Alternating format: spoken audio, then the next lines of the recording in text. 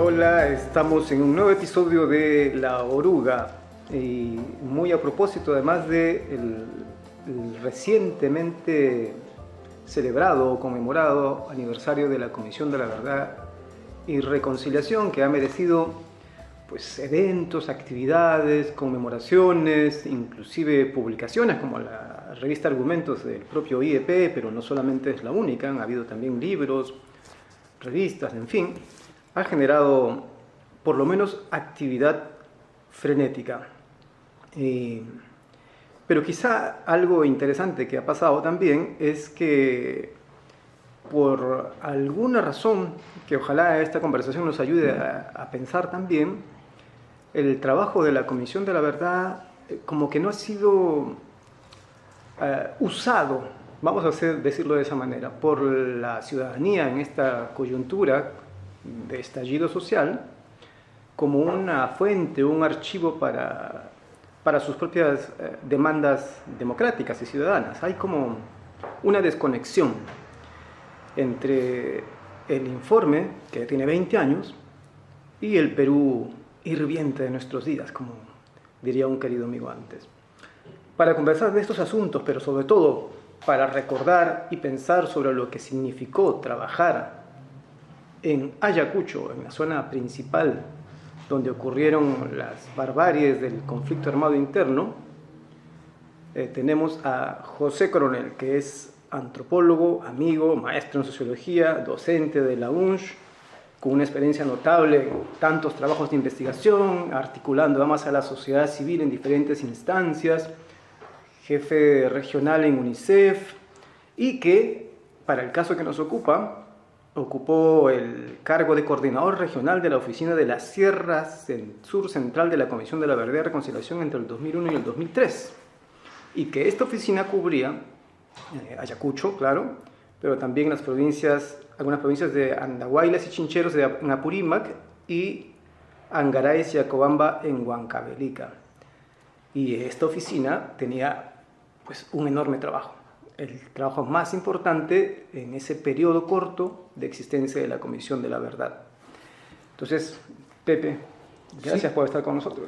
Muchísimas gracias a ti, José Carlos, y al equipo, y a este programa La Oruga del IEP, que está centrando de manera muy importante por las entrevistas anteriores que vi en el tema de la CBR por su 20 aniversario, en buena hora.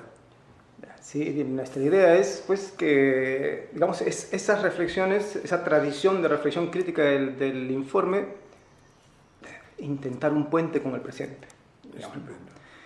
Pero vamos a retroceder en el tiempo, como para que la gente vaya aproximándose a cómo fue el trabajo y entender de dónde llegaste tú a ocupar este cargo en la oficina regional de Ayacucho.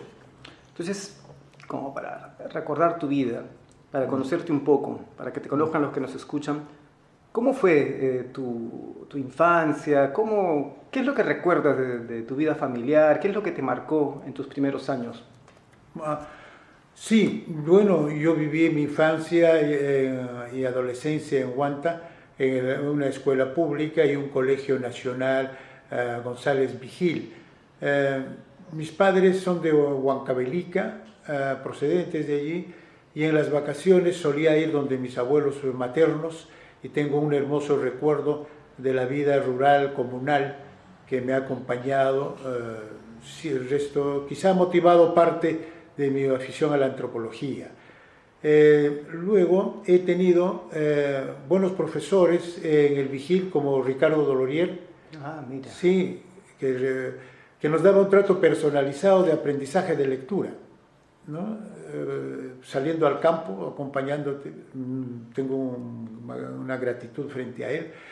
Y de izquierda, y profesores del APRA, como el director, también un profesor de historia, Bedoyar, que era heredero de una hacienda típica de las alturas de Huanta, Chaca, ¿no? En Chaca, claro. De Chaca. Y él mi madre tenía un pequeño comercio, una tienda, mi padre trabajaba en el Vigil como tesorero, y un campesino que hacía unas compras en la tienda de mi madre con el ojo amoratado se quejaba. Y le pregunté quién le había pegado, el director. en la hacienda. Uy, ay, ay. Ahí tuve una animadversión que ha marcado mi vida contra este divorcio entre discurso y práctica, Ya, claro. que me acercó al Frente de Liberación Nacional, el 62, con Pandro Gusquiza. ¿Qué edad tenías? 15. Temprano, ¿ah? Sí, salíamos a hacer propaganda, por contraste con el APRA y en parte con Acción Popular. Era una campaña muy sostenida, con megáfonos entre los 3 locales al perímetro de la Plaza de Armas, las primeras manifestaciones. Estuvo Belaunde, estuvo Allá de la Torre, ¿no? Estuvo Cornejo Chávez. O sea, era intensa, ¿no? Sí, la experiencia política. muy experiencia y un aprendizaje indistinto. Encantados por ver Héctor Cornejo Chávez, que siguió hablando en medio de la lluvia en el tabladillo, quedamos en la lluvia, ¿no? Ah, sí. ¿Y era nutrida la concurrencia? Muy nutrida. Escolares también. Incluidos, pero en la de Acción Popular, campesinos incluidos. Eso tenía el arrastre de Belaunde, Sí, ¿no? porque mencionaba lugares del interior, incluidos los del Brae, y los campesinos vibraban. Y conocía los rituales. Llevaba la corona al crucifijo que estaba en el atrio de la iglesia matriz, en hombros, ¿no? Allá de la Torre también, brillante, ¿no? Con una organización que tuvo fuerza desde los años 45 en Huanta y que se mantuvo ahí. El Frente de Liberación Nacional, más que Gusquiza, recuerdo a Bolo. Y algo que nunca reconoció Guzmán. Guzmán llegó ahí parte de la campaña del Frente de Liberación a Huanta. ¿Ah, sí? Sí, porque ellos siempre se opusieron después, ¿no? Claro. Sí. Claro que fue una charla genérica de la concepción materialista, etc. En fin, todos nuestros docentes también se banderizaban. Entonces, ¿Tú sientes que tú has trabajado en UNICEF años? sí. Comparándolo con tu vivencia temprana, es muy diferente, claro, ha cambiado el Perú, pero ¿sientes que la educación, la experiencia ciudadana temprana ha decaído? Sí, muy significativamente. Cuando damos conferencias en el colegio o en el municipio, la concurrencia es escasa, ¿no? De jóvenes, y no hay ni entre los docentes mismos. Son sindicalistas, pero más por la reivindicación económica que la discusión de alguna propuesta programática, política. Muy drástica disminución, incluida la universidad, ¿no? Donde también la concurrencia es... cuando éramos 1.200 estudiantes en la UNCH, se llenaba el patio de ingeniería y había gente en la rampa y micros afuera. Ahora, que son 10.000, 12.000, llenan apenas un auditorio, ¿no? Con 200. Los intereses se han dispersado también. Creo que sí. Y el descrédito en general de la política, Claro. pero fluctuando en periodos electorales por simpatías por Ollanta, por ejemplo, que sí se dio en esta juventud, que más o menos registramos. Entonces, y ha bajado mucho la calidad educativa. De los 28 alumnos que egresamos del Vigil, 24 ingresaron a la universidad, yo ingresé a la Cantuta. 24 es bastante. Sí, eso es impensable, y sin academia, ¿no? Claro. Directamente. ¿Entraste a la Cantuta? A la Cantuta un año, pero en la época de la guerrilla, y me entrevistó la policía, ¿no? Que había venido, bueno, no encontraron nada. Pero era la época de la transición de la escuela normal a la universidad en la Cantuta. Claro. Un periodo de huelgas y cambios, y buena parte de los docentes más destacados habían dejado la Cantuta. Entonces no me satisfizo. Estudié un año, aprobé para llevar los certificados correspondientes a mis padres, pero me presenté a la Universidad de San Cristóbal de Huamanga para antropología. ¿Pero tú ya tienes esa vocación? Sí, pero rastreando pienso que es mi experiencia temprana en el campo con mis abuelos y la experiencia comunal, y donde sentí más afecto, más solidaridad, hasta ahora, entre mis mejores recuerdos, y no solo míos, sino de mis primos también, ¿no? Que han vivido acá y recuerdan bastante bien eso, y aprendí bien el quechua, ¿no? Que me sirve hasta ahora.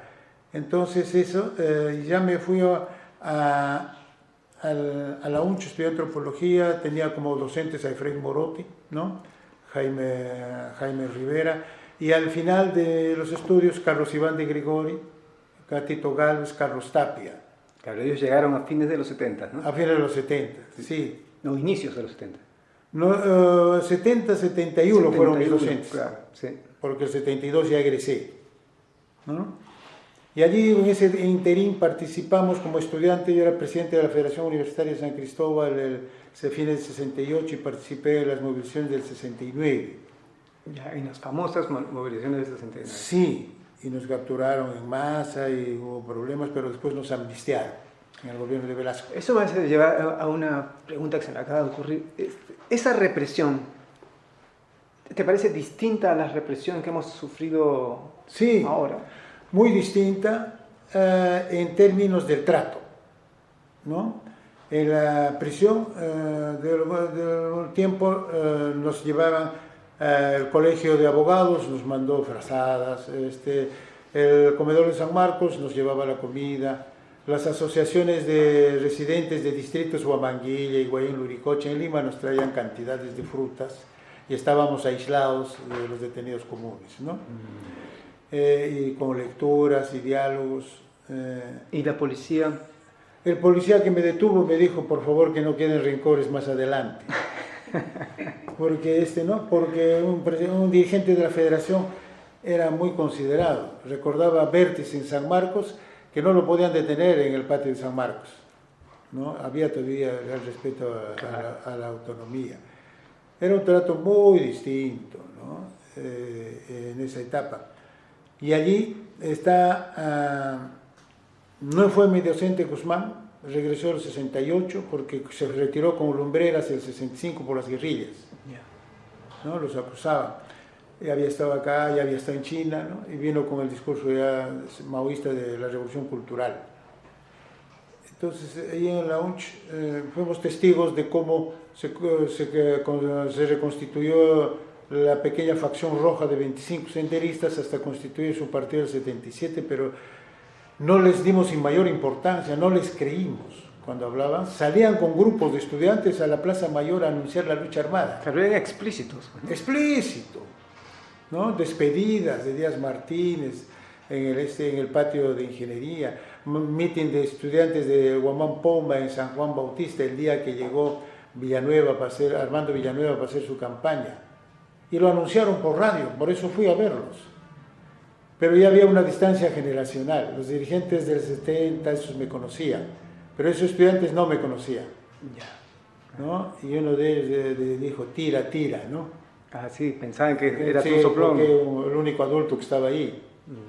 Y mis rasgos, ¿no? Entonces ahí vino, ya noté que era una generación de la que me había distanciado para comprenderlos, ¿no? Con banderolas, con gritos, y no les dimos credibilidad. Quizá eso fue un menosprecio que no solo nosotros, sino también Díaz Canseco, cuando fue con Carlos Malpica y les tiraron piedras en el patio de ingeniería, y Díaz Canseco habló desde el balcón del Hotel Santa Rosa, un grupo minúsculo pueblerino, frente a la tercera fuerza más importante de la izquierda de América Latina. Claro, los menospreció. Los menospreció rotundamente, ¿no? Eso tenemos que reconocer porque tanto tiempo habían hablado y peleaban por cargos burocráticos, ¿no? Como tú sabes, Guzmán, jefe de personal, Díaz Martínez, director de bienestar universitario, y un estilo de vida, ¿no? Bastante ostentoso, bueno, no tanto ostentoso, relativamente lujoso para un ambiente provinciano como Ayacucho en el tipo de comida, bebida. Como queriendo mostrarse refinados. Refinados, sí, especialmente de Martínez y los cumpleaños de Guzmán muy celebrados, ¿no? Ahora, es difícil ver en el momento, ¿no? Ahora, claro, con la distancia, te recuerdo que Carlos Iván también lo decía, no lo noté. Ajá. No lo vi, pero bueno, ahí uno pues tiene otros parámetros, digamos, para medir las rivalidades. Finalmente era una competencia, ¿no? Una competencia, y Abimael se retiró de Ayacucho el 75. Y ese año y el siguiente se retiraron Tapia y de Gregori, que ya no tenía sentido pelear con un grupúsculo en Ayacucho y que había que hacer las luchas desde Lima para movilizaciones de envergadura nacional como la huelga del 77, ¿no? Y el desconocimiento la falta del cumplimiento de sus tareas de servicio de inteligencia, que lo soltó después de capturarlo el 77 a Abimael, ¿no? Y vivía acá en Jesús María. Sí, increíble, ¿no? Ajá. ¿Te acuerdas en el libro de Gorriti? Sí. Prácticamente él demuestra documentalmente que no solamente está identificado muy posiblemente hasta el día y el lugar del inicio de la lucha armada. Exacto, increíble, exacto. ¿no? Eso es terrible, terrible. Y después de una imposición abierta de Abimael para iniciar la lucha contra la oposición de los miembros quizá más lúcidos del Comité Central, como un tal García, que fue amenazado y se tuvo que ir a Europa, que planteaba que había una recomposición del capitalismo, y otro que planteaba que la reforma agraria replanteaba la agenda, y los amenazaron, ¿no? Entonces, claro, es una historia también dentro de lo que es Sendero Temprano, de victoria de Abimael Guzmán sobre sus rivales, ¿no? Más moderados. Con chantaje e imposición que él mismo ha escrito en su libro de Némesis, en el último capítulo, ¿no? Amenazó con dividir el partido y que iba a volver a reconstituir y retornar al campo. Y ya habían construido un pedestal, el 88, ¿no? Y ahí cae Morote, sospechosamente, por haberse opuesto a algunas cosas, ¿no? Y después de un tiempo muere Augusta, que también se opuso al traslado. Según esas fuentes como la de Feliciano, se pusieron al traslado de cuadros del campo de Ayacucho a Lima, ¿no? O que la guerra con Osman Morote siempre era monotemático. La guerra es del campo a la ciudad o no es guerra popular, ¿no? Eso era de cajón. Pero ya para esos años eso no tenía mucho sentido para Sendero, porque estaba siendo expulsado del ya campo. Había sido derrotado por los comités de autodefensa civil. Sí. Y la vida universitaria se había restringido severamente. Muchos docentes se retiraron, alumnos, pero significativamente no se recesó. Después de la captura de la cárcel de Ayacucho en el 82, hubo una sesión de consejo universitario en la que participé también, donde se discutió que deberíamos autoclausurarnos, ¿no? Recesarnos. No hubiera sido quizá posible desde mucho tiempo después reabrirle en ese caso. Y un profesor de historia, Pérez Coronado, argumentó que en la guerra civil, Unamuno, etcétera, se defendió y esto es cosa menor, dijo, ¿no? Y se mantuvo. Y a diferencia de San Marcos y o la Universidad del Centro, no intervino la Fuerza Armada para controlar directamente el campus universitario. Por una combinación de prestigio, porque Ayacucho es una ciudad universitaria y hubiera significado movilización popular, creo, ¿no? A diferencia de las de aquí o de las de Huancayo. Y porque no había acusaciones de malversación o corrupción en la administración. Morote a Efraín había dejado una escuela de transparencia en la gestión. Creo que eso fue muy significativo. Y a pesar de las restricciones, a los años los docentes seguían participando en algunos foros, como el foro por la que Ayacucho siglo XXI. Sí, lo recuerdo. Con Javier Higuíñez de asesor, y jovencito, nuestro amigo también, el exministro de Economía, Frank. Frank.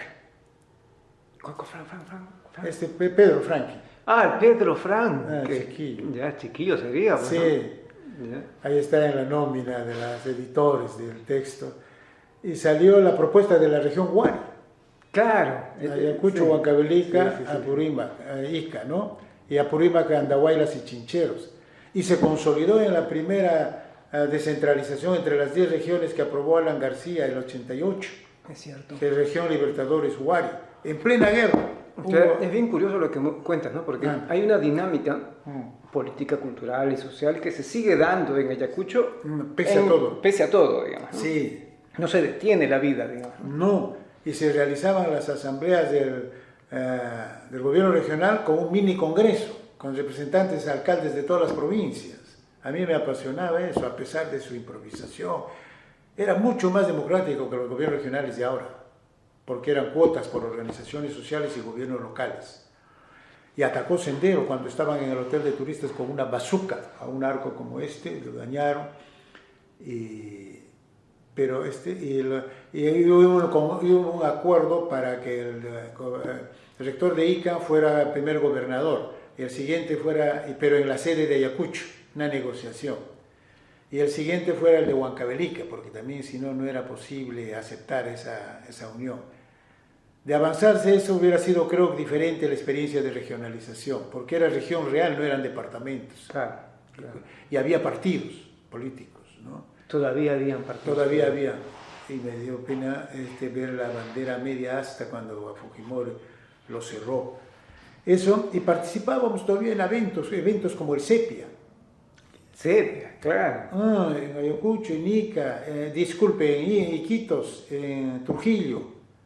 ¿Ya? Allí están las ponencias y las publicaciones. Entonces era una tensión y una adaptación porque al mismo tiempo el 88-89 la UNCH había sufrido ataques de grupos encubiertos del ejército que destruyeron la imprenta, el comedor, el parque automotor. Y Sendero ejecutó a algunos docentes de la UNCH, como el dirigente aprista Marcial Capelletti, claro, en plenas clases, ¿no? Sí. Sí. Pero habían broncas al interior del APRA. Yo socorrí a la viuda, que llegó presurosa, trabajaba del Banco de la Nación a 2 cuadras, y no dijo Sendero, dijo el nombre de un congresista aprista de ese tiempo. Entonces ahí siempre hubo una, ¿cómo diríamos? En medio de la guerra no se anularon los conflictos internos entre agrupaciones, instituciones, organizaciones. No, en algunos casos además se exacerbaron, ¿no? Se exacerbaron. Y Sendero además algunos los exacerbó conscientemente. Intencionalmente, sí. El Frente de Defensa virtualmente se clandestinizó. Máximo Cárdenas, su presidente, que no aceptó el inicio de la guerra popular indicando que no había condiciones, fue maltratado por Sendero y crearon una paralela que no funcionó. Pero igual lo maltrató la Marina y entonces desde el 87, 86 ya dejó de activarse hasta el 99, 98, en la transición al 2000. Ahí reaparece, ¿no? Reaparece hasta ahora, ¿no? Pero ha cargado mucho estigma, ¿no? El Frente de Defensa. Sí, por ese periodo, porque Abimael solía dar conferencias allí, participaba y hablaba del Frente como aliado del partido, ¿no? Y mencionaba al Frente como dirigente de la organización del junio del 69, quería capitalizarlo y eso no se ajustaba a la verdad porque la lucha empezó en Huanta por iniciativa de un grupo de estudiantes de allí que tenían una orientación izquierdista más vinculada a Bandera, que motivó la tesis de Aracelio Castillo y también lo trabaja un tanto Carlos Iván. Claro. Entonces Abimael estaba muy preocupado porque estaban peleando en Bandera con Saturnino Paredes, él era secretario de organización, porque al final terminó expulsado. Ese era su tema central, mantener algunas bases de Bandera en Guadalajara, ¿no? La lucha estudiantil era algo muy secundario, muy irrelevante para ellos.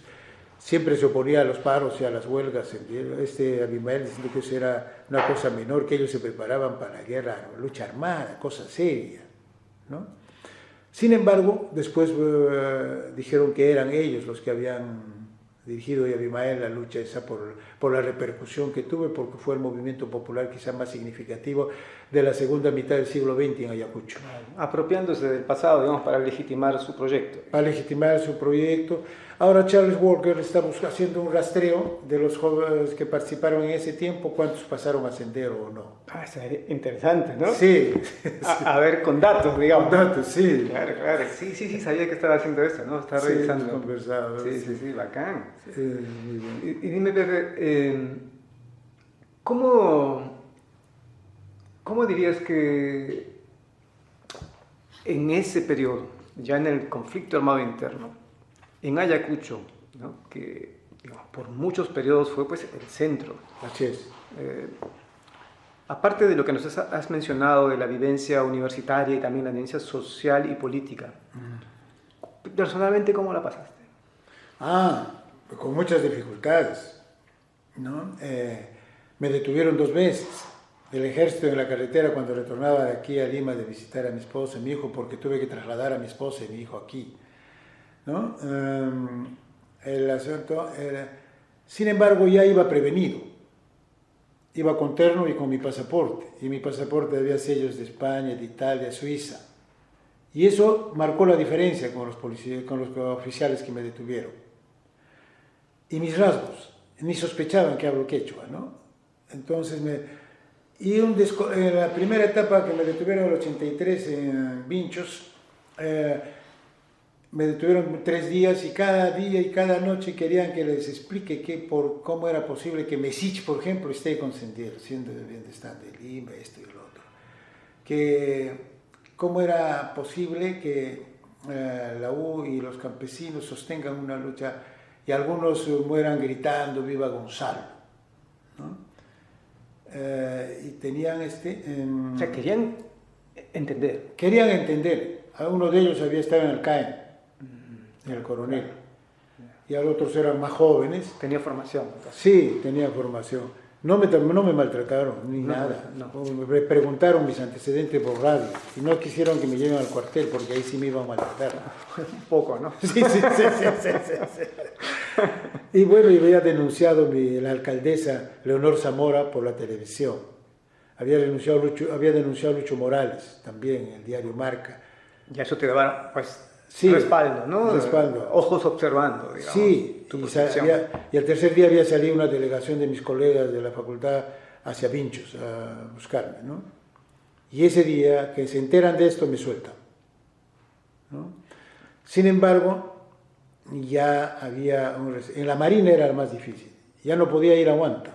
Habían preguntado a un tío mío en la carretera por mí. Ahí sí, ya no fui a Huanta. Y luego hicimos un mitin grande contra Sendero por el ataque al Pachaca. A la hacienda. Sí, a la hacienda, al fondo experimental de la universidad, donde mataron ganado, destruyeron germoplasmas, ¿no? Y me dirigí a Guzmán diciendo si el nuevo gobierno iba a decretar mejora de germoplasmas, ¿no? Y le hablé del fascismo, etc.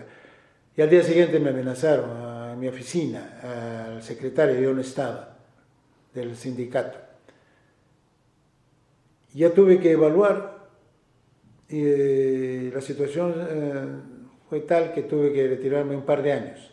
Hice la maestría en Sociología en la Católica 84-85. Regresé el 86, hubo una relativa calma, asumí el trabajo del Centro de Capacitación Campesina de la UNCH en Chiquispillajta, en Chuschi. Y eso quiero quizás subrayar. Trabajé con cierta tranquilidad en Chuschi, en Chiquispillajta, después de la barbarie que hubo el 83-84. Después trabajé el 88, 89, 90 con cierta regularidad, con visitas periódicas con un equipo de ingenieros y antropólogos, cuando ya habían expulsado a la cooperación holandesa de Tommy y Vera Gianotti. Entonces allí vi y conversé con algún ingeniero ya mucho después de los que estuvo en esa primera etapa. Habían visto a Hildebrando Pérez, ¿no? Y les había evaluado el trabajo, etc. En el segundo semestre del 82 habían visto ellos, no me comentaban, pero yo no vi, y no querían comentarme casi nada los campesinos sobre ese periodo. Pero les salía algo del lenguaje, de lo que utilizaban, los recalcitrantes, unos jóvenes, me dice, cuando vieron el anda, el hombre cargando su obra, quedaba, ¿no? Había quedado instalado un resto de esa gramática. De esa gramática, sí. Y como diríamos, muy... de un trato muy horizontal, muy ajeno al campesino anterior, querían compartir el sleeping, por ejemplo, en la puna, ¿no? Ese hobby.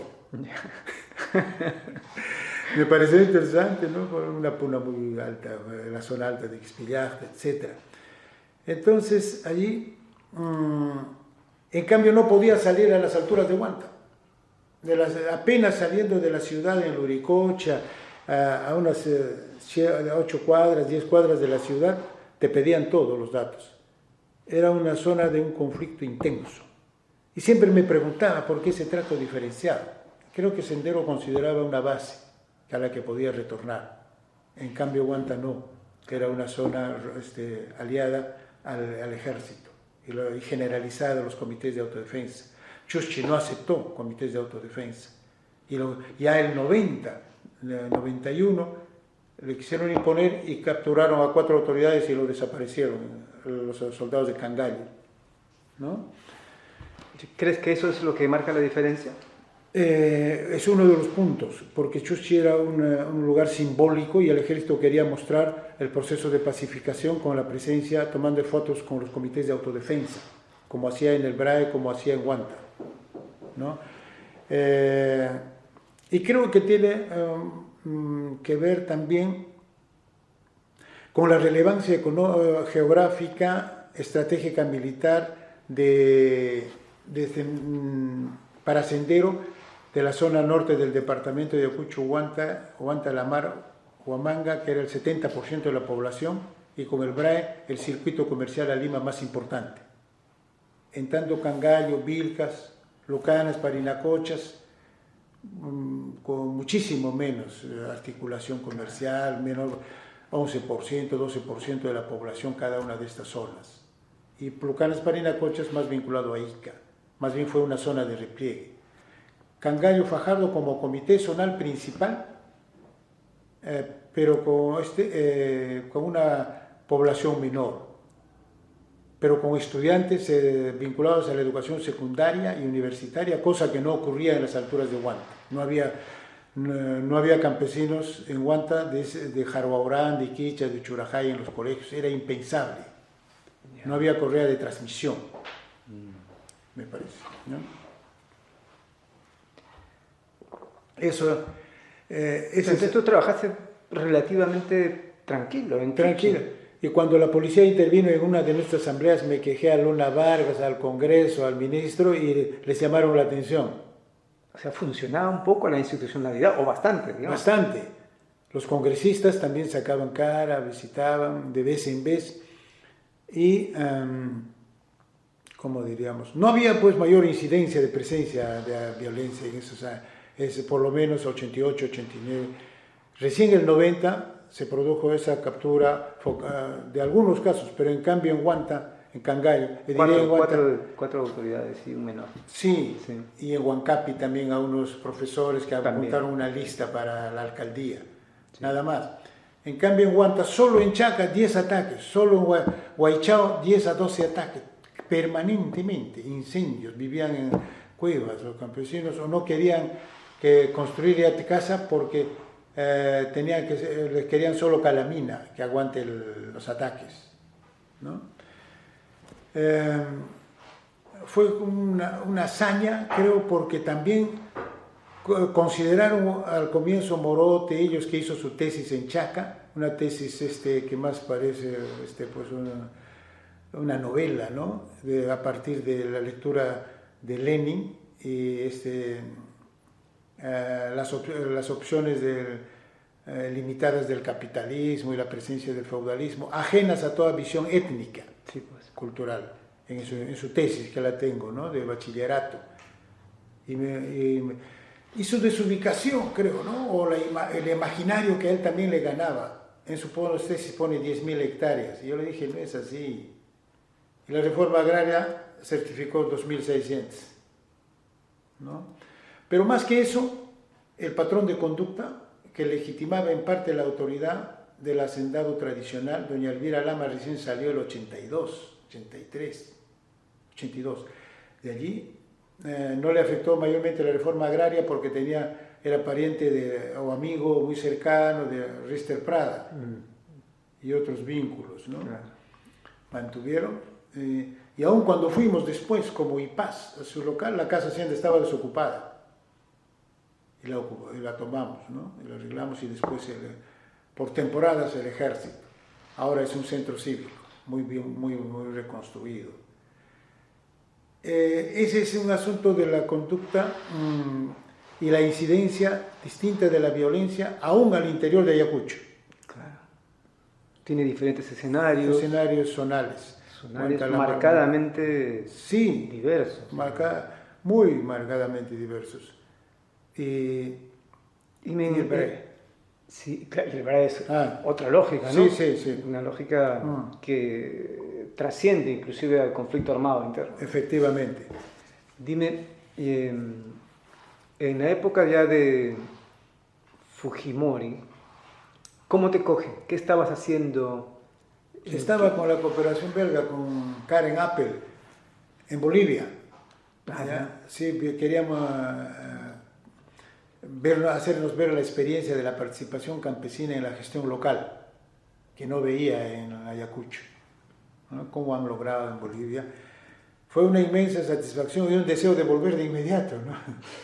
Sí, había dudas todavía porque Montesinos podía haber fraguado algo, recuerdo vagamente, ¿no?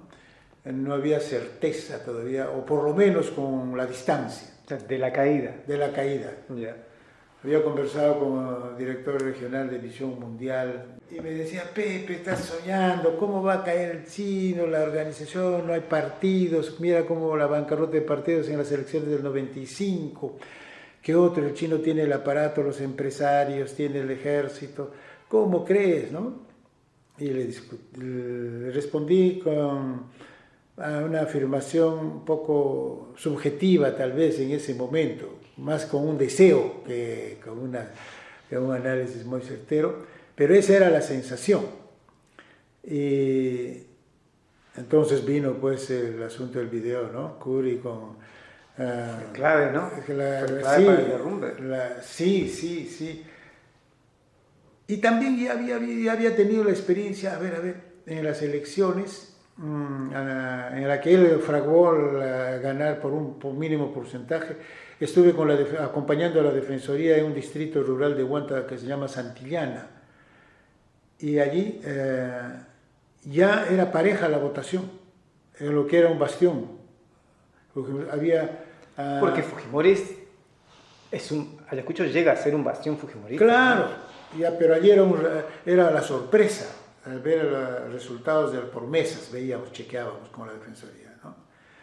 Entonces ya había un cambio, este grupo, una generación de jóvenes migrantes que retornaban temporalmente o estaban a dos pies e influyeron en contrarrestar al fujimorismo. Fue un desborde de expectativas en Ayacucho, manifestaciones, marchas, de deseos en el gobierno de Paniagua de tomar la prefectura, tomar la agricultura, el Ministerio de Agricultura, Frente de Defensa, querer imponer autoridades en la prefectura, en la agricultura muy entusiastas, ¿no? Hay una eclosión, de pronto regresan todas las instituciones, las fuerzas, las organizaciones queriendo aprovechar el momento, digamos. Aprovechar y controlar el poder regional, ¿no? Y un desborde de expectativas. Y es allí donde surge la CBR, ¿no? La comisión, y también querían que funcione en Ayacucho, porque era la zona de mayor afectación, y que los comisionados hablen quechua. Sí, me acuerdo de esas discusiones.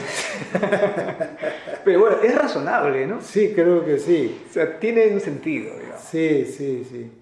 Uno de los propuestos fue Lumbreras. Sí, pues claro. Que apareció con un discurso condescendiente, ¿no? Y bueno... Pero ¿te acuerdas que también fue una parte de bueno, ha pasado tantos años, pero me acuerdo, que se decía, bueno, hubo el PAR. ¿Por qué? El PAR. Ah, sí. Y había hecho el censo por la paz. Ajá. Entonces que como que también podía ser el PAR, digamos, Isabel Coral, ¿no? Sí. Hacerse cargo del problema, digamos, ¿no? Claro. Y también claro. fue eso un tema de discusión, ¿no? Efectivamente. El proyecto de apoyo a retornantes tenía más recursos que el CETAR. Claro. Sí. ¿Ya? Entonces... Fujimori invirtió allí, ¿eh? Invirtió construcción de viviendas, postas, agua, desagüe, hasta Buchurajay con múltiples visitas. Esa fue parte de su legitimación. Sí. Múltiples viajes y presencia directa en estas obras, y entrega de ganado también vacuno. Eso marca la imaginación de la gente, pues. Sí, y queda ese tipo de ganado, ya no con la raza Bronzuez o Holstein, sino Fujimori, ¿no? Sí, sí, sí. Ahí está. Ese ganado, sí. Entonces, Yo cuando he hecho campo, ¿no? Y la gente, yo no sé, había mucho mito también, pero Fujimori parecía que había estado en todas las comunidades, ese es el asunto. ¿no? Con el helicóptero iba en un día sitio por sitio. De verdad llegaba. Cuatro, cinco sitios, ¿no? Porque eran cercanos para un helicóptero. Claro. Sí. En cambio fue después de mucho tiempo Toledo a ofrecer colegio, alumbrado eléctrico y no tuvo ese efecto. No. En Uchurajay, que tuve ocasión de ver. Entonces, Fujimori atendió a través del PRONA, a través del PAR, a través del FONCODES, obras pequeñas. Importante. Sí, con participación comunal. Claro. Agua, servicios básicos, ¿no? De agua, caminos, local escolar, local comunal, en eso. Y que significó un cambio sustantivo para esas zonas donde la distancia no era tanto geográfica, sino social y de comunicación, no había carretera. Entonces, con Víctor S. teníamos que ir caminando, llevando esos Betamax inmensos, ¿no? Y el campesino nos decía, ¿cuándo estaremos usando un micro? Y todos se reían, ¿qué será eso, no? Y ahora Uchurajay tiene 3 carreteras de acceso. Claro. ¿No? Y allí empezó. Y también surgió ya la idea, porque se había dado una recomposición de los gobiernos locales, que trabajamos con Carlos Iván y Ponciano, ¿no? Años antes. Y allí se agudizó y surgió la chispa de la idea de la distritalización. Claro. Sí, que fue un proceso importante, ¿no? Claro, sí. Claro. Para, ir construyendo el poder local, digamos, control del territorio y, muchas disputas. Sí, y acceder a recursos, porque antes eran centros poblados menores que tenían 2.500 soles, 2.000 soles. Claro, y quedaban relegados pues de la cabecera de distrito, digamos, ¿no? Nada más. Sí. Entonces ahora el distrito ha sido una conquista inmensa, lograr el distrito de Uchurajay, el distrito de Chaca. Los antiguos familiares de hacendados no lo pueden creer, ¿no? Que los chutos de Chaca tengan... Y no solo eso, sino que la pelearon un poco antes para la recomposición del gobierno local de Santillana. Formaron un movimiento político Tarpuy, con más o menos 70 comunidades, y ganó su candidato a la alcaldía distrital frente a los mistis, a los blancos de la capital distrital, y estos no lo aceptaron. Quisieron votarlo, tomaron el local, etc. Y 1.000 y tantos campesinos se juntaron y los votaron a ellos, ¿no? Ah, ¿sí? Sí. Esa está buena esa historia. ¿Está contada? Sí, la he escrito un pequeño artículo. Qué bacán. Sí. Entonces, los chutos literalmente tomando la cabecera del distrito y imponiendo a su alcalde, Luciano Velázquez. La llamaron para que negocie el subprefecto, para que venga, los rebasaron. Ahora, y ese movimiento pasó a tener un candidato a la alcaldía de Huanta, regidores en el BRAE en 3 distritos, y luego movimiento regional ya lo aprovechó José Urquizo.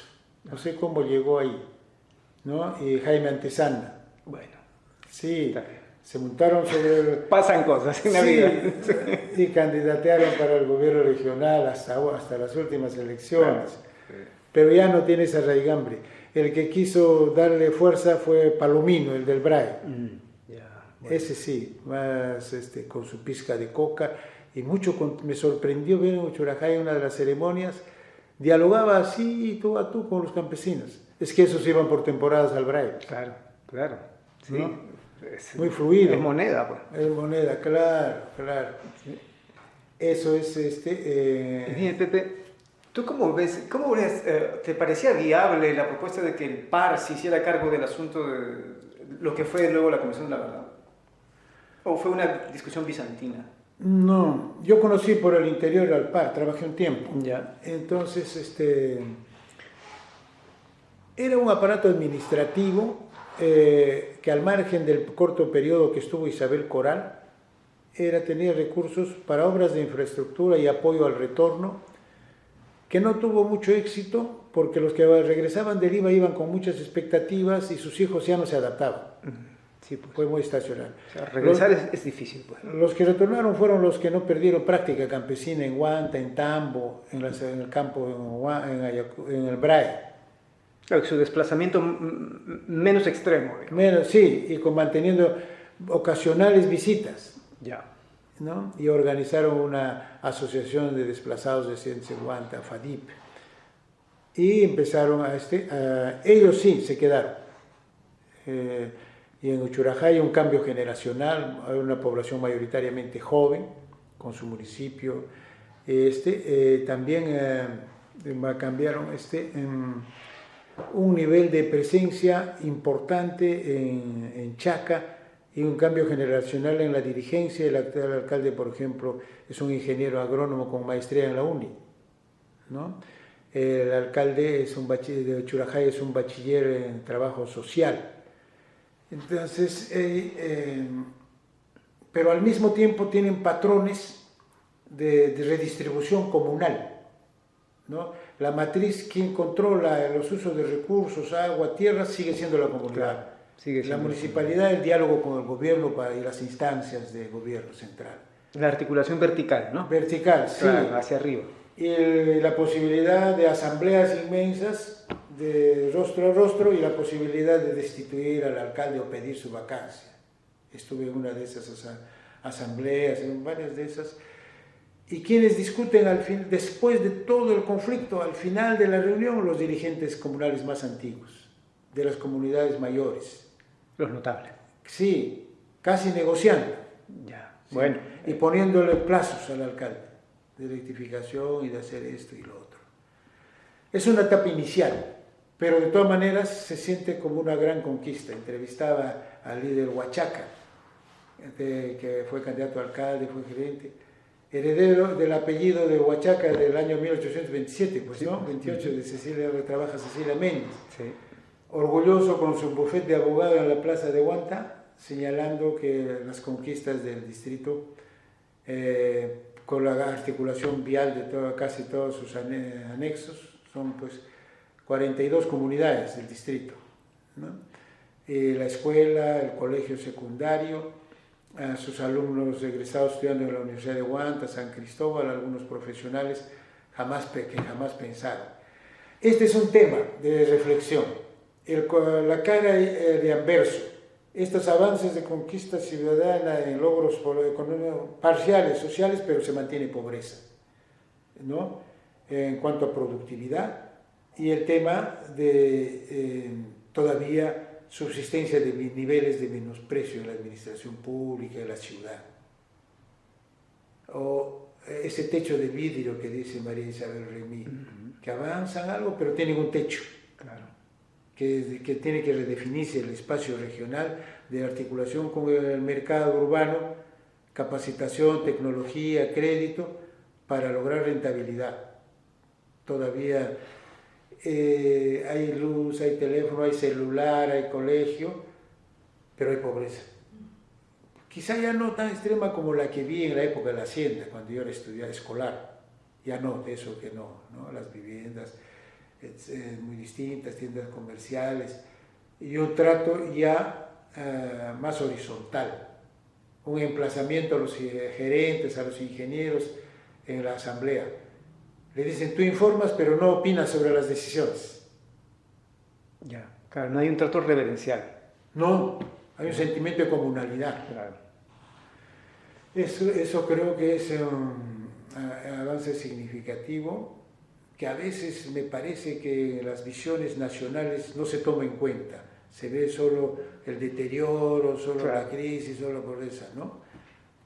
Sí, bueno, la dinámica local, ajá, que tiene su historia, tiene su complejidad, sí, pues aparece pues como o muy lejana o estereotipada, ¿no? Sí.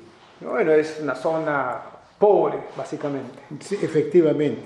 Sí. Y quisiera contarte un poquito, si me permites, la participación entre estas entrevistas en la cárcel de Yanamilla, ¿no? Había 47 presos por terrorismo. ¿En qué año hiciste esas entrevistas? El 2002.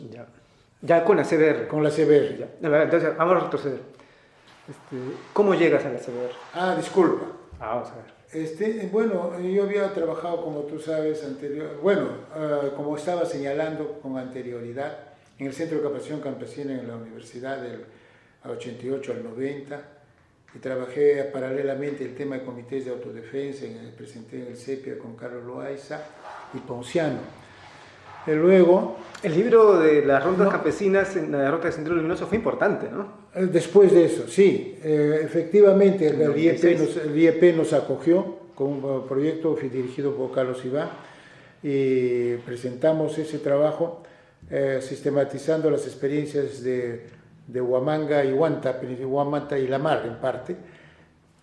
Entonces ese nivel de trabajo, y luego también participamos con IPAS en el apoyo al retorno de estas comunidades en Jarhuaurán, en Chaca, en Pareja, con apoyo de la cooperación canadiense, llevando ganado, llegando aperos, semillas, algunas piscigranjas, albinos para piscigranjas, etc. Entonces esta experiencia y la publicación, creo principalmente del libro que señalas, nos invitaron en Colombia, nos invitaron en otros sitios a señalar la experiencia, incluso en Viena, ¿no? ¿Ya? De tal manera que también trabajé en el PAR, no sé... llegaba con un bagaje, ¿no? Sí, me llamaron creo por eso, ¿no? Supongo que Carlos Iván hizo la propuesta, Carlos Tapia, en la CBR, pero me hicieron una entrevista a Javier Chiruliza y el doctor Salomón Lerner. Ah, sí. Sí. ¿Y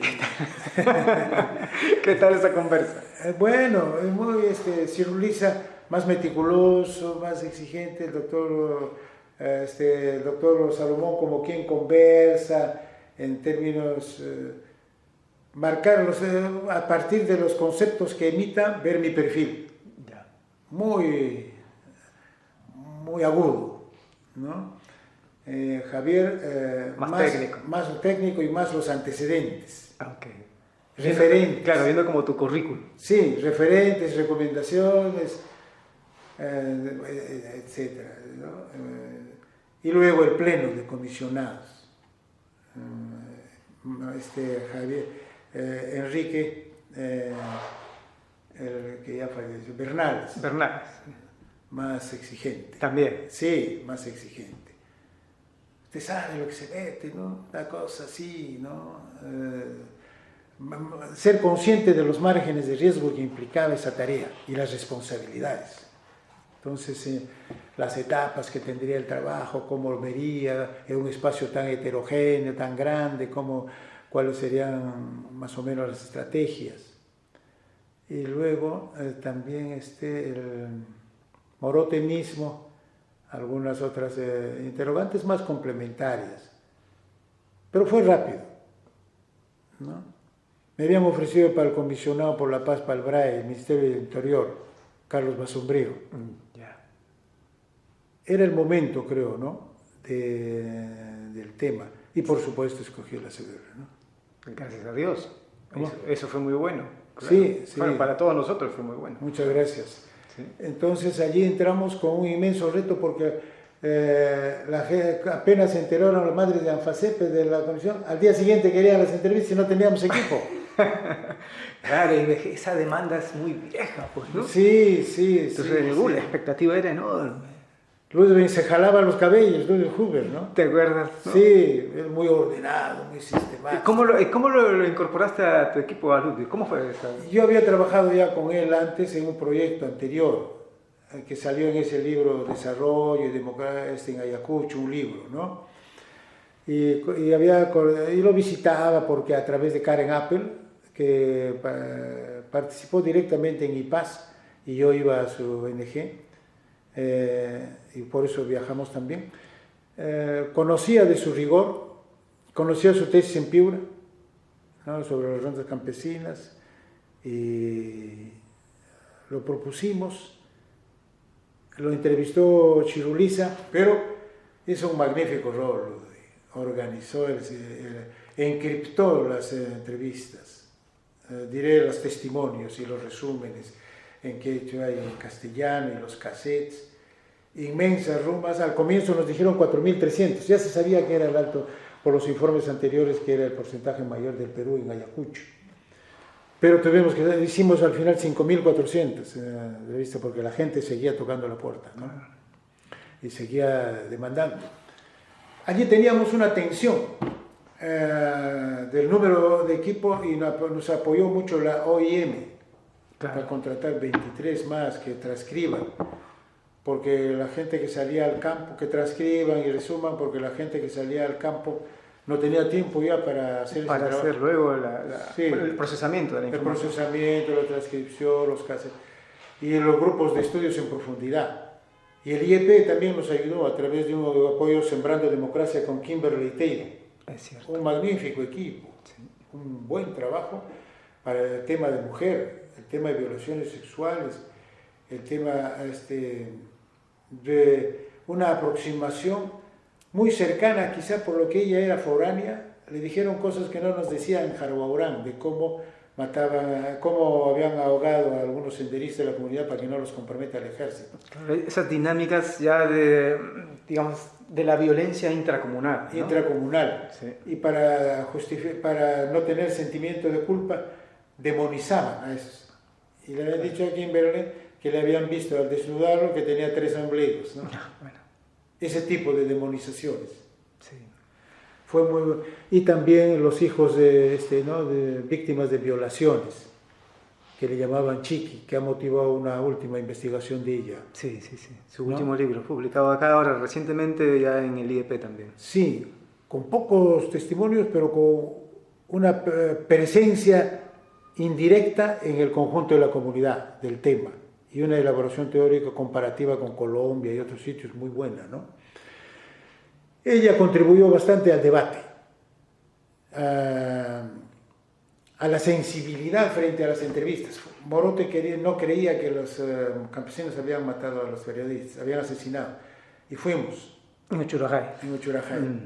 Y quería entrevistar así, y ahí estaban al frente las campesinas, y Kimberly se opuso, ¿no? Tenía que ser más reservado. Claro. Fuimos a la casa de unas campesinas ya ancianitas. Morote entiende, pero no habla. Yo hacía la entrevista y les dijeron con detalle cómo aparecieron, dónde y quiénes los dirigieron con Guamán, con Chávez, tales y cuales, y la esposa y el otro, y con el hacha y cómo lo mataron. Y de Gregori me dice que había regresado acá y había dicho, sí, fueron los indios. Porque él viene de una familia de Lituamanguina, ¿no? Y allí también surgió la denuncia de los 100 y tantos de víctimas de Uchurajay que no se conocía. Que no se conocía. Se conocía el caso de los periodistas, pero no todo lo que había sufrido en ese tiempo la comunidad, ¿no? Terriblemente, en asamblea directa, con algunas fricciones en plenas declaraciones, que nos entregaron el documento. Y pasamos con Ponciano a Huaychao, y allí sí nos aceptaron, pero cuando fueron las entrevistadoras, era un grupo, teníamos entrevistadores itinerantes, no los habían querido recibir, porque había un migrante que dijo puede volver sendero y vengarse. Ya mucho después nos dieron las declaraciones en Huanta, sus dirigentes. Era un caso ya más agudo que en Uchurajay, en Huaychao. Los retos para la investigación eran distintos, ¿no? Sí, según zonas, claro. Son zonas, y las zonas limítrofes de Ayahuanco, con escasa participación nuestra, reclamaban por qué Edilberto Oré vino a mi casa a decir por qué no ha habido audiencia pública como en Chungui, ¿no? Si nosotros hemos sido, y cada uno considera que ha sido más afectado. Claro. Sacó un libro después, ¿no? Sacó un libro, sí. Lo animamos y publicamos en el Par. Sí. Está bien el libro. Sí. Y de él volvió a sacar otra edición también. Entonces, ese nivel diferenciado, y los del BRAE tenían razón de reclamar, porque no había garantías, solo fueron pocos días la presencia de los equipos. Sí, bueno, sigue siendo un espacio difícil para trabajar. Para trabajar, y los tiraban los cadáveres al río, entonces era un problema para ubicar. Ya después entrevisté a madres en Santa Rosa, en Pichihuilca, en Anchihuay, esa visión que yo tenía de los ronderos tan beligerantes, tan duros, algunos se pusieron a llorar. Claro. No había ido al Estado a verlos, porque habían perdido todo, estaban pobres. Eran campesinos de la zona andina. O sea, matizaron tu propia visión. Mi visión de las rondas. Habían sufrido mucho, ¿no? Pero es que igual también es distinta como los decas a las rondas más de abajo, ¿no? Más de abajo, sí. Sí, pues. Las otras de más de abajo, más beligerantes. Sí. Comando Chuncho, que recibió a los que huyeron de Sello de Oro, también lo entrevisté bien. Hasta ahora es evangélico. Sí. Sí, no, siempre me pasa la voz. El asunto es que entonces que amplió la CBR mi visión de la variedad de escenarios regionales en la lucha contra el periodo del conflicto armado interno, y aún en el BRAE subzonas, ¿no? Esta zona alta de Pichihuilca, en Chihuahua, y que según ellos empezó y enfrentó el mayor peso de la lucha. Y luego la de Quimbiri, Aina, que también enfrentaron, pero con mejores condiciones de armas y recursos. El ejército hizo la vista gorda frente al narcotráfico, que los financió. Y pagaron. Pagaron por el trabajo de los ronderos. Bueno. En parte, ¿no? Y luego cuando he ido a conversar con ellos, ¿por qué ahora no enfrentan a los demás? Se ríen, ¿no? Toda la vida caen en el mismo sitio buscando agua en Vizcatán. Chiquillos, mandan chiquillos, no hay gente de experiencia. Nos han dicho narcoterroristas, ¿por qué voy a ir? Ya. Por eso es que no sienten que es su responsabilidad sí. apoyar esa búsqueda. Sí, y además lo ven, les fastidia que digan todo el BRAE narcoterrorista cuando ellos dicen que es una esquina que colinda con Junín, con Pangoa y Vizcatán y hacia el Ene. Y efectivamente hemos caminado de noche tranquilo en Quimbiri, en Pichare, no hay problema. Eso les fastidia y no se sienten para nada reparados. Bueno, debe haber pocos peruanos o peruanas que se sienten bien reparados, ¿no? Exacto, a pesar de que ellos tuvieron un montito un poco mayor, ¿no? 39.000, algo así, pero no todo. Pero con la ley después del 91, claro, cuando en realidad ya no había. Pues. Sí, esa ley es claro, en los 90, y no sé cuánto se implementó tampoco la indemnización a los ronderos. Publicitaron bastante actos focalizados. Sí. No hay un informe desagregado sobre eso. En el SEMAN. Sí, me acuerdo que Carlos Iván en su tiempo buscó. Ajá. Y no encontró, o sea, como para poder evaluar, ¿no? Claro. En tu rol de jefe de la oficina, ¿cuáles crees que fueron tus retos más importantes? Al comienzo, un ataque de la prensa, muy sistemático, del APRA, que nos atacaban de rojos, a mí, a Tapia, de Gregori, que nos habían conocido en la lucha. En realidad nos habían conocido en la lucha contra Sendero. Claro. Pero era un cinismo, ¿no? Así como atacaron a las madres de Anfasep cuando fueron a dar la audiencia pública. Mi rol fue... el día de la audiencia pública. Sí, las insultaron, terrucas, le dijeron, en el posgrado de la UNCH. Mi rol fue, pues, organizar los equipos itinerantes como requisito principal de bilingües, ¿no? Abogados, asistentes sociales, antropólogos, equipos itinerantes y un equipo fijo de la oficina con gente muy buena como Gumercinda Reinaga, ¿no? Entre otros, y coordinar con el equipo de investigaciones de casos emblemáticos y estudios en profundidad, donde estuvo Rodríguez, donde estuvo Caro, Ricardo Caro, muy buenos, una chica Natalie Cook. Natalie Cook, sí. Sí, que bueno, Ponciano, ¿no? Ponciano del Pino. Así es, Ponciano. Mariano también estuvo, ¿no? Mariano entre entrevistadores, sí, pero le afectó mucho. Eran entrevistas muy dramáticas, muchas llorando, y nos ayudaron mucho las psicólogas del CAP para casos más agudos trasladarlos aquí, ¿no? En quechua decían, ¿no? Por ejemplo, una madre que salía del cuartel que le habían dicho que su esposo, su hijo lo habían sacado, y hoy simipas chaki, chaquipas arwi, ñawipas anta. un estado nervioso donde la vista se le había nublado, la boca tenía seca y no podía controlar bien sus pasos. Ese tipo de declaraciones. Y no encontrábamos psicólogos que hablen quechua. Los equipos eran hispanohablantes, muy buenos. En el CAP tampoco hablaban quechua, ¿no? Sí, pues. Entonces tenían que buscar traductores y eso limita, ¿no? Sí. Porque la traducción es conceptual, no literal. Exactamente. Entonces, pero se hizo un buen trabajo de estas psicólogas sobre estos niveles de violencia y alteración psicológica de los afectados por la violencia, que motivó una tesis de Miriam Rivera. Ah, sí, es verdad.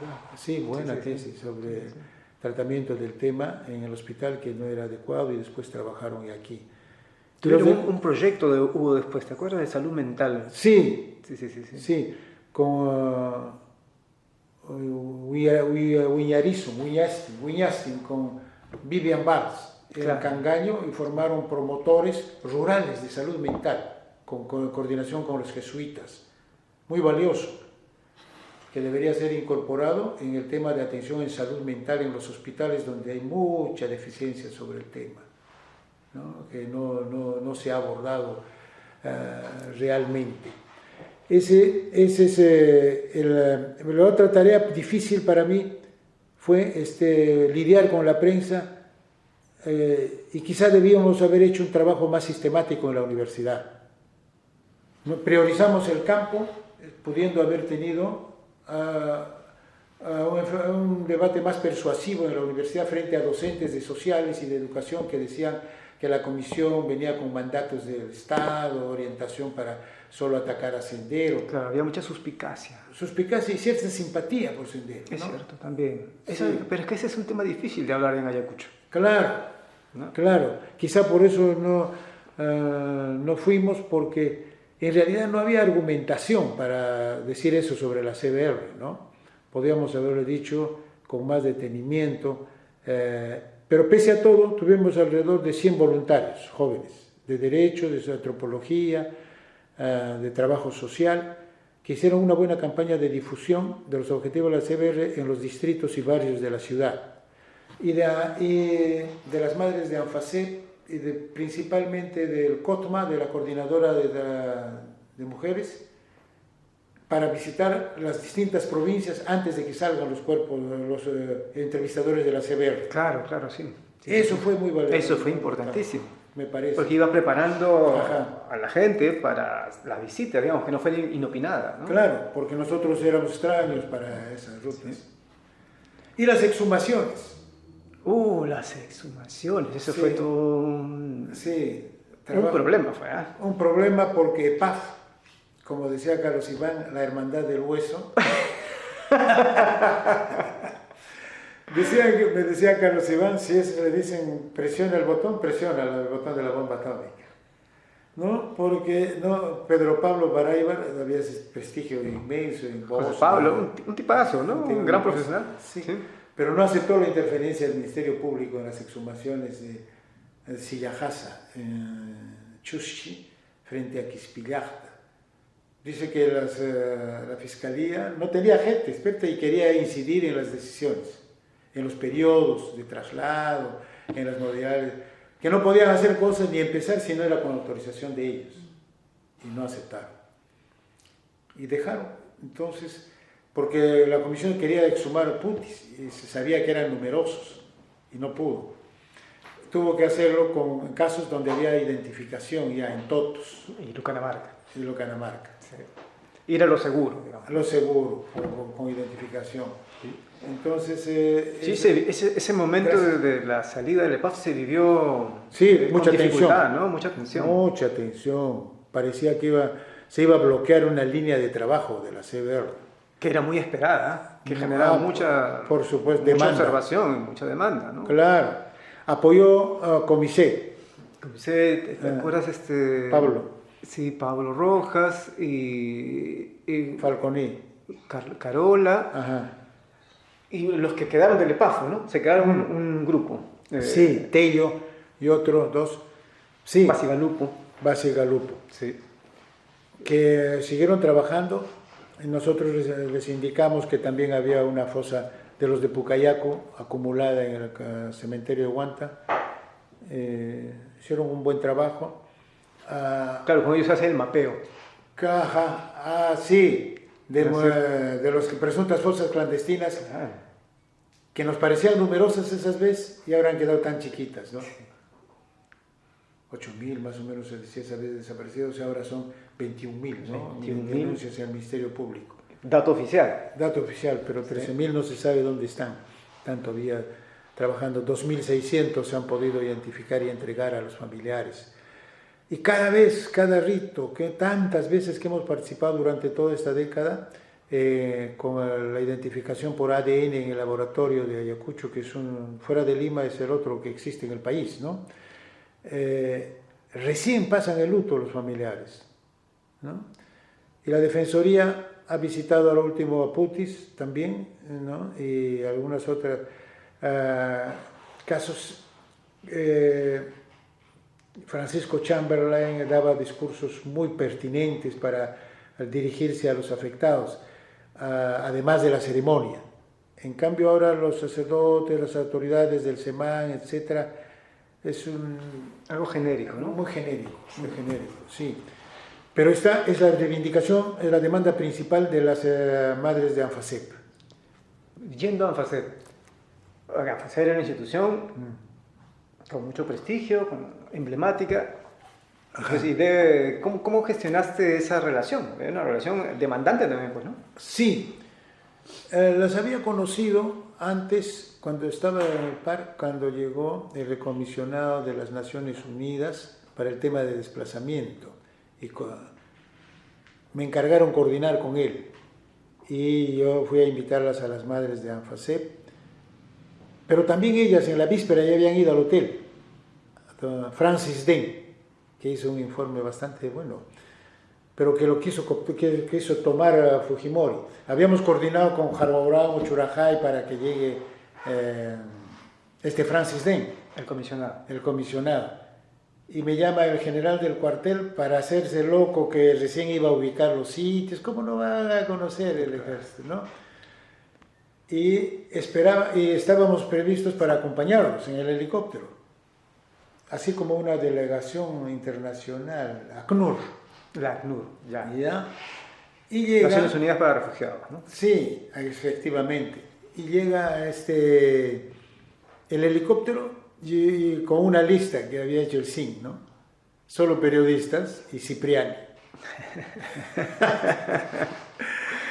Tuve que llevarla, iban a reclamar los campesinos que les habíamos ofrecido, porque no bajó a Jarhuauranca, donde había demandas, putis, cosas organizadas, de plataformas de demandas. Solo bajó a Uchurajay y a otros sitios que él quería, ¿no? Y tuve que llevar a la delegación de ACNUR a Quinoa, etc. Bueno, parchamos la cosa. En ese sentido, ahí ya las habías conocido. Ahí las había conocido y ya tenían algún nivel de confianza.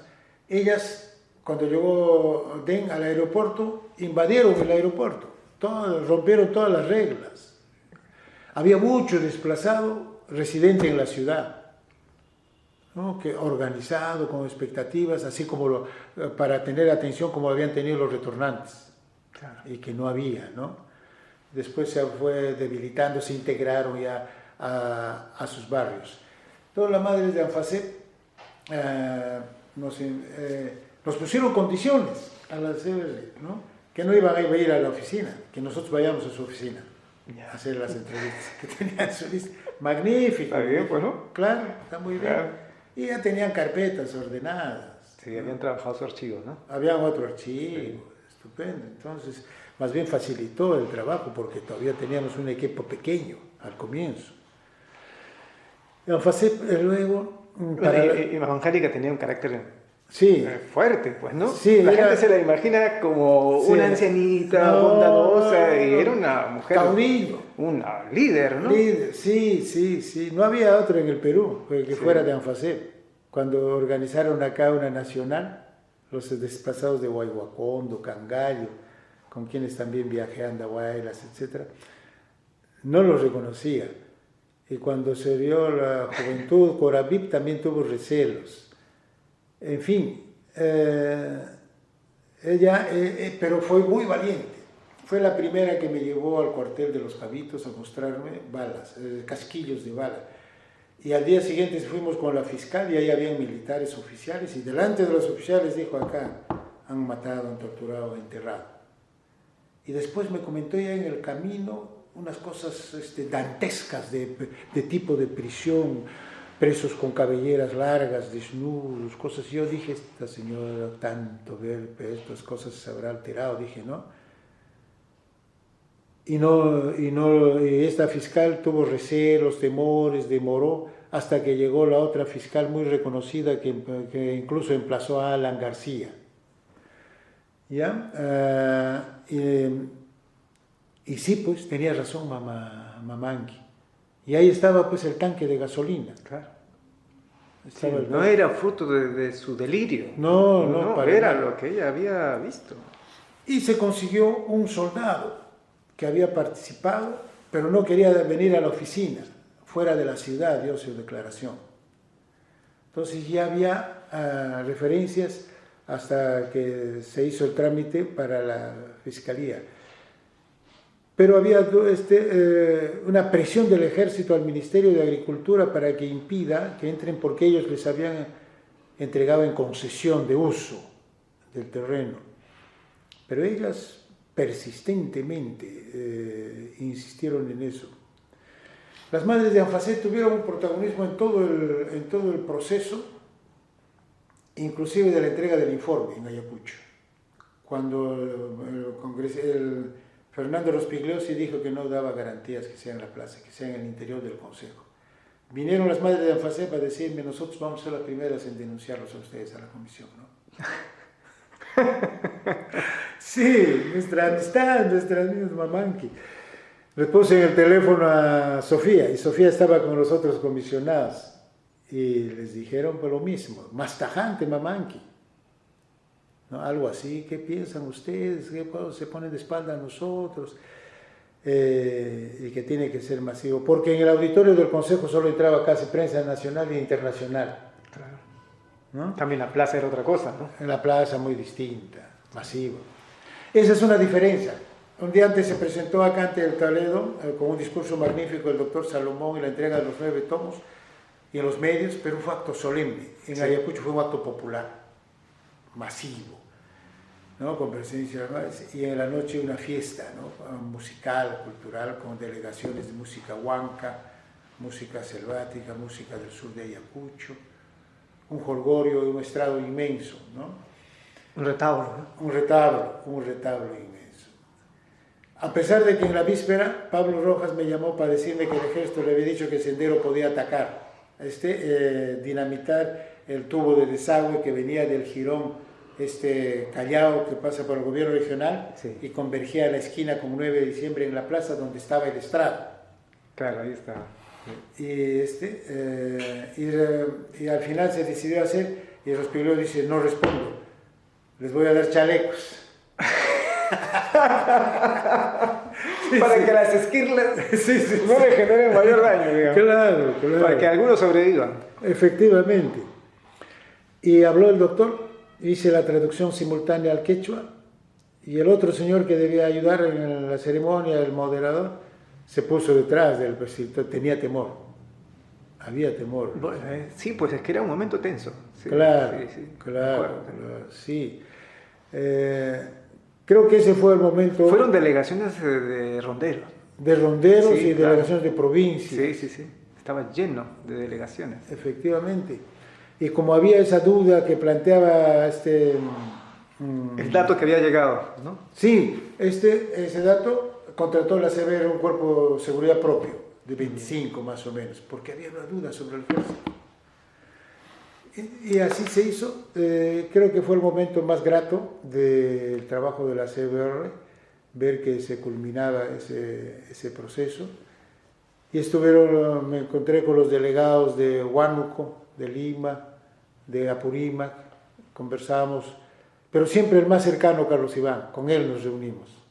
Así como durante el trabajo el diálogo fue más con él, con Tapia y con Morote. Por supuesto con el doctor Salomón, especialmente en las salidas, en las audiencias públicas, con Sofía Maher, fuimos a Uchurajay, fuimos múltiples salidas al campo, a Chungui. Los comisionados se involucraban, ¿no? Se involucraban, se dividían comisiones. Fuimos a Huancavelica, ¿no? Incluso el obispo, el Humberto Lai también, ¿no? Que me preocupaba por su salud, no comía nada. Entonces, pero estuvimos allí en esos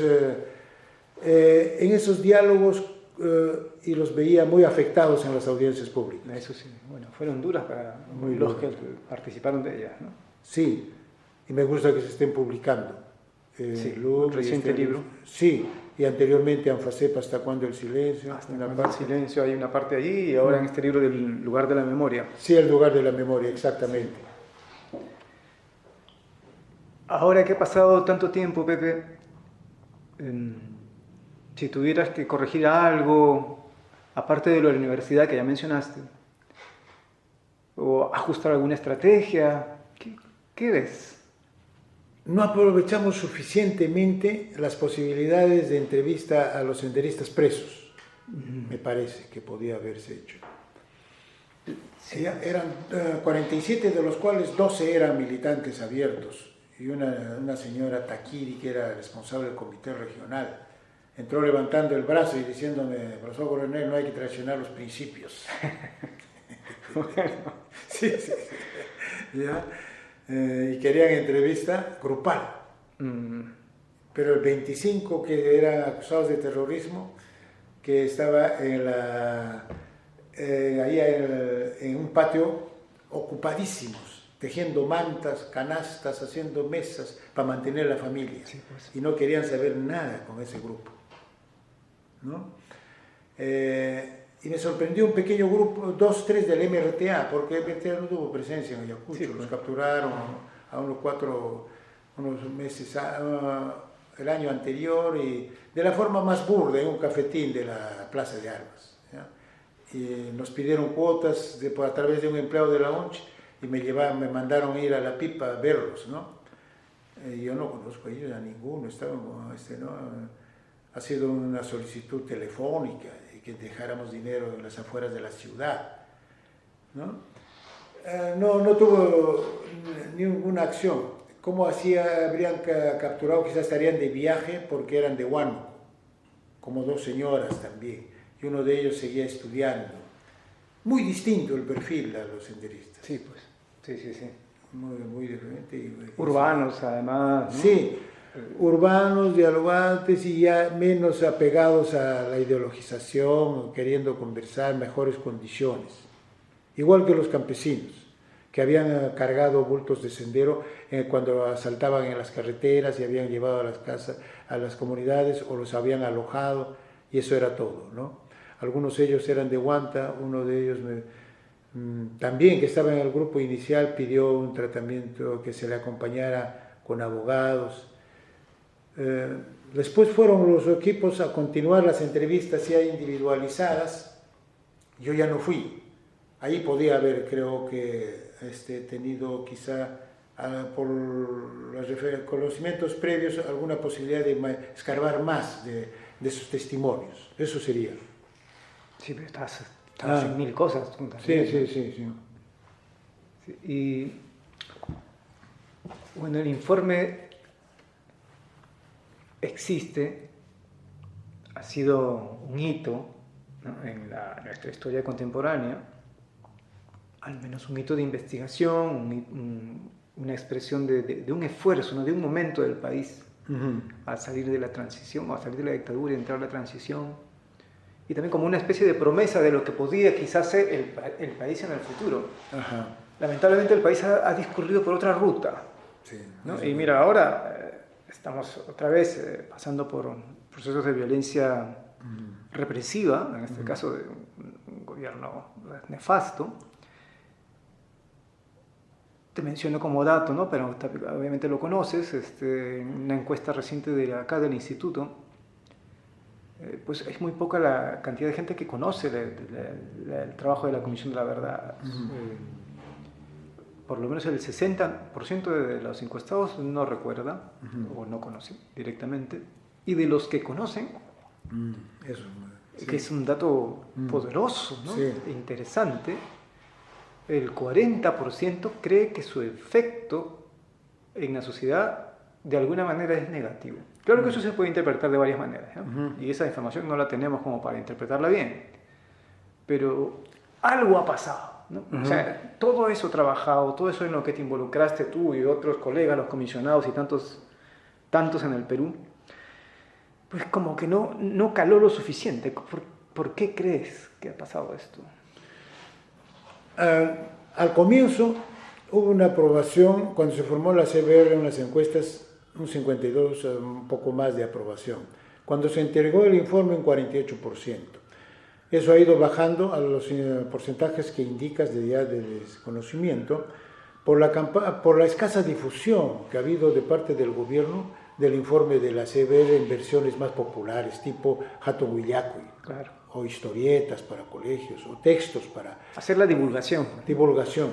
Se aprobó en 2009 la ley para incluir en la currícula escolar nacional, el tema del el periodo del conflicto armado, teniendo como referente la CBR hasta el 2017, ¿no? Y luego vino el conflicto para reorientar, que tú conoces muy bien, estos contenidos. Pero aún en el periodo anterior de que era posible enseñar sobre esto, los docentes tenían resistencias porque no había una metodología desarrollada, que ha trabajado el IDEPUC en Huancazancos y en Satipo.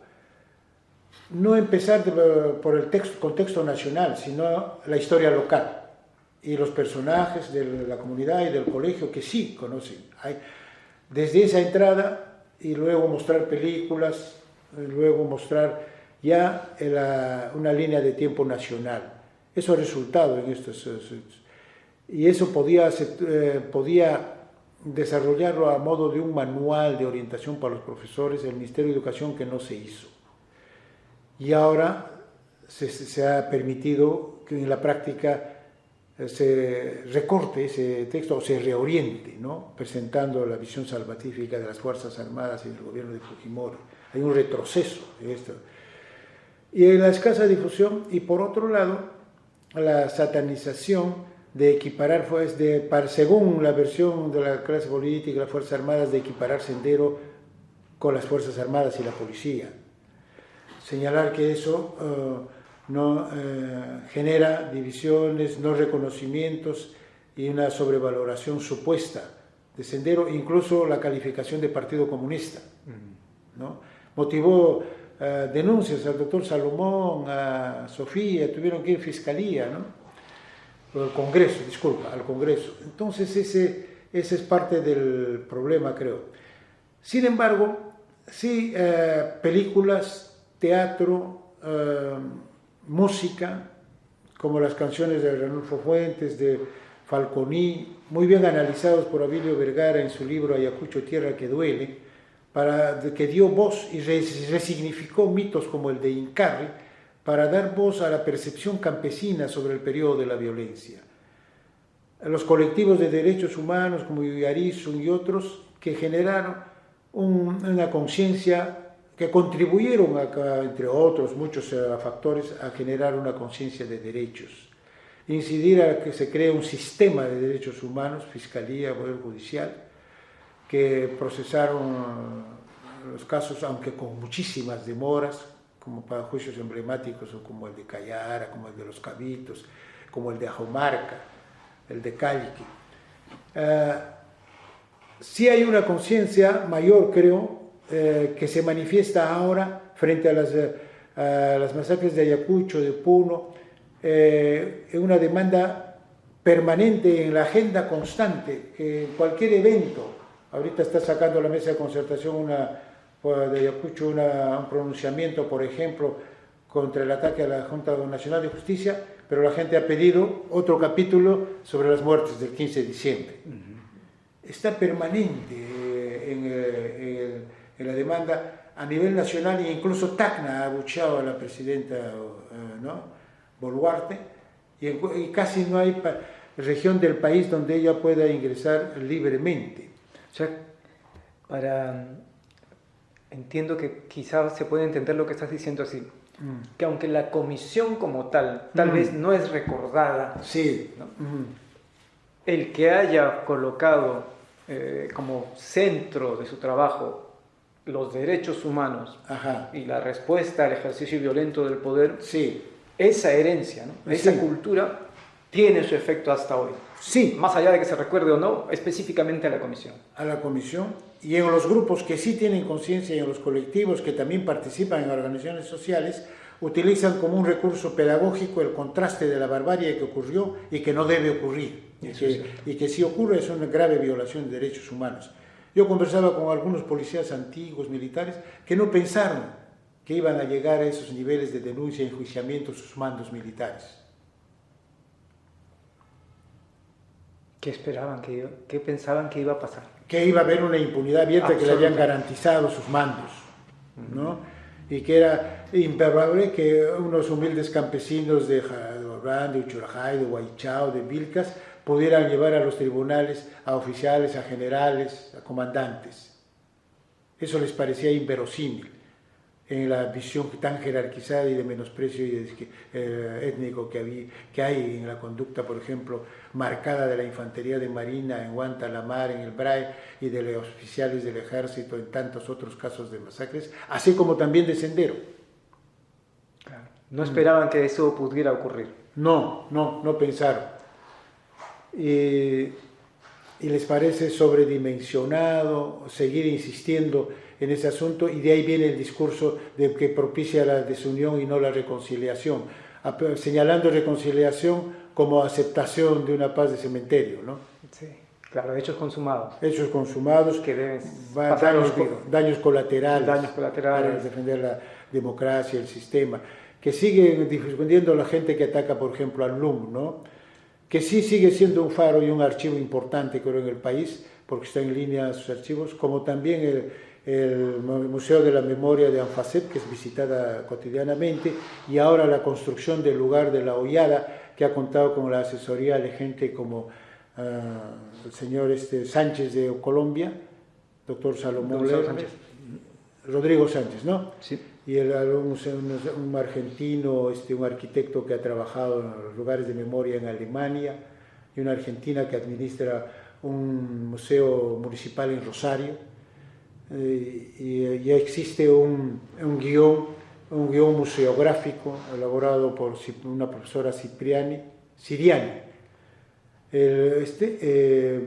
y ahora está en avance la construcción, gracias a la presión y la incidencia de Anfacet, entre otros, ¿no? Y el compromiso del Ministerio de Justicia a través del SEMAN.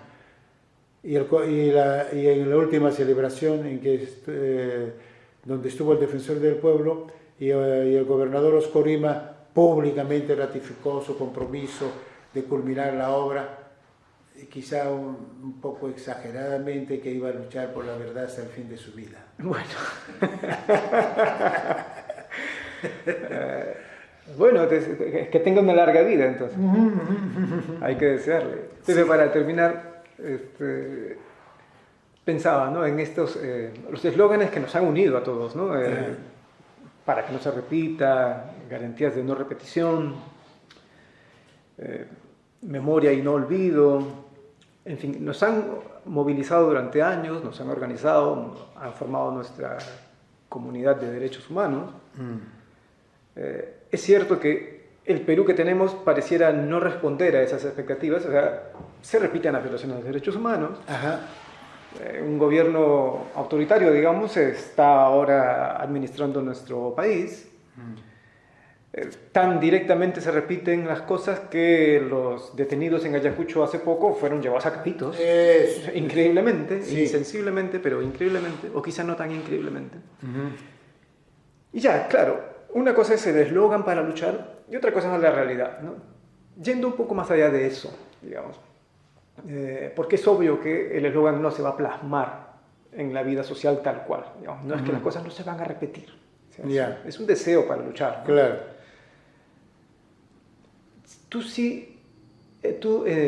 ¿Qué crees respecto de las conclusiones y recomendaciones de la Comisión de la Verdad, de su vigencia Y finalmente su implementación o no implementación o implementación escasa, digamos, ¿qué efectos pueden haber tenido para que, no para que no se repitan las cosas, porque la historia no es así, sino para que, digamos, hubiera el mínimo de reformas, el mínimo de reformas de la estructura estatal, de seguridad educativa, que sí nos llevan a tener ese país que no era el que deseábamos el año 2003, digamos. Efectivamente. Allí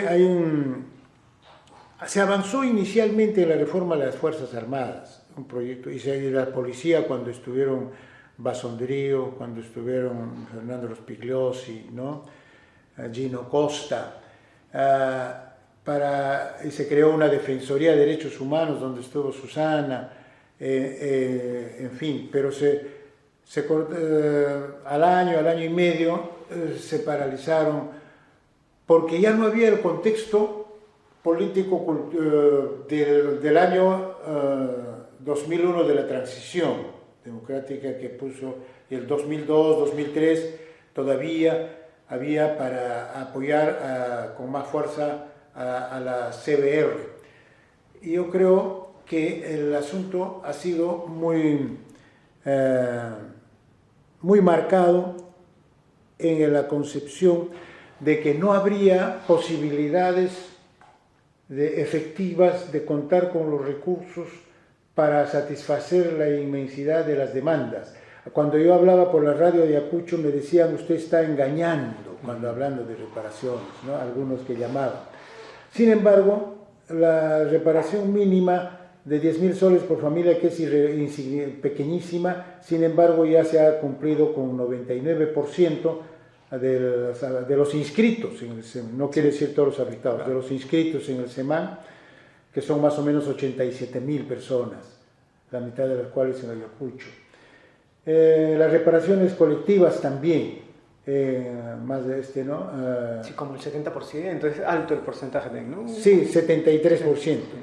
Y sumando eso, y los programas en salud, en educación, también va las becas, techo propio, iniciativas de inversión, son más o menos 1.120 millones de los que se han invertido.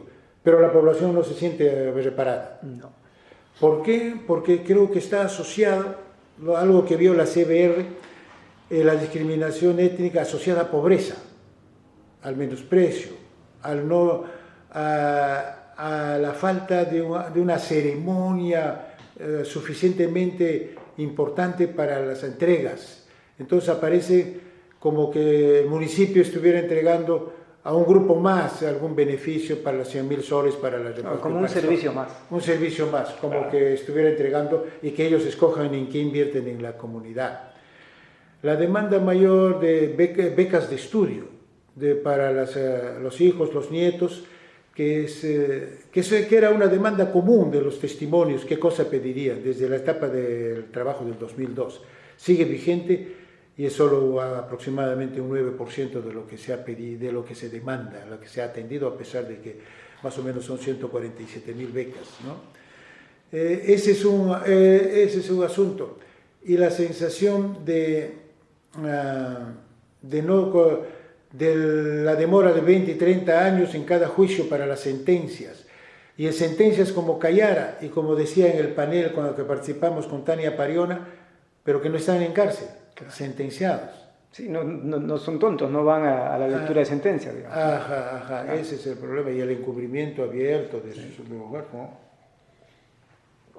Esa es la sensación, y por lo tanto se ha hecho casi una batería permanente desde los medios y de la clase política para atacar a la CBR y su informe como proterrorista o asociado a los tontos útiles del terrorismo, ¿no?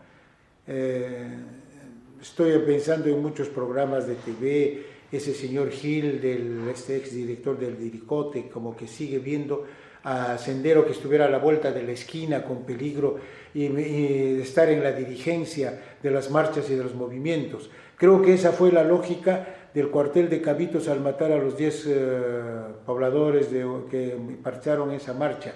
Ellos lo han testificado en informes internos que ahora se conocen de que estaban luchando contra terroristas, ¿no? Y no tenían los pertrechos, ni la orientación, ni la comunicación para develar una marcha de sociedad civil. Allí el comandante general de las Fuerzas Armadas dice que no se había enterado sino por los medios y responsabiliza al comandante general de Cabitos de los hechos. Y esto se esclarecerá en la Fiscalía. Y señala que por eso los días siguientes en Puno ya no intervino el ejército, sino la policía, y más bien murieron gente del ejército. Ese es un tema que queda pendiente, ¿no? Okay. Sí. Bueno, esa es la explicación que se puede dar desde ahí. Desde ahí, ¿no? Porque han pasado 6-7 horas entre el inicio y el final. Sí. Y él dice que informó a Dina Boluarte. ¿Cómo no iba a tener una vinculación más estrecha con el comandante de los Cabitos, ¿no? Digamos, es muy poco creíble que haya ese tipo de desconexión en asuntos tan serios, ¿no? Tanto en el pasado como en el presente, digamos. Entonces eso se mantiene, ¿no? Quizás yo siento que una parte de lo trabajado por la comisión que se implementa a través de las recomendaciones más institucionalizables, tipo la reparación, la justicia o los diferentes mecanismos de reparación, quizá perdieron, porque el contexto cambia, su contenido más político, ¿no? Sí, efectivamente. Bueno, acaban convirtiéndose, como tú dices, en procesos como el de cualquier programa social. Sí. Ese componente importante que era para la gente de sentirse dignificado, reparado, modificar las relaciones de menosprecio que hay en el Perú, pues esos no se han tocado. No se ha tocado, y también se manifestaba la atención en salud no diferenciada, que era un maltrato a las madres, ¿no? O a las señoras o a las personas afectadas por la violencia, que tenía que tener un enfoque en salud mental, atravesando a todos ellos.